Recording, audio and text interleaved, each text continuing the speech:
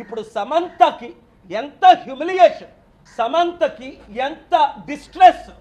Legal prosecution అంటే criminal prosecution, defamation ఇవన్నీ prepare చేశాను ఆల్రెడీ.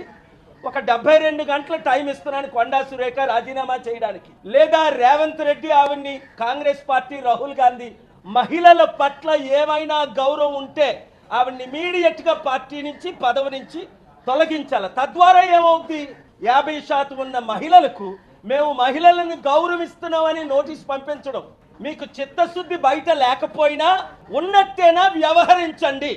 కనుక చాలా సెక్షన్స్ ప్రకారం డిఫమేషనే కాదు, క్రిమినల్ ప్రొసీడింగ్స్ కాదు, చాలా సెక్షన్స్ ఉన్నాయి. అవన్నీ నేను తర్వాత మాట్లాడతాను. 72 గంటల్లో కొండా సురేఖ రాజీనామా చేయాలి.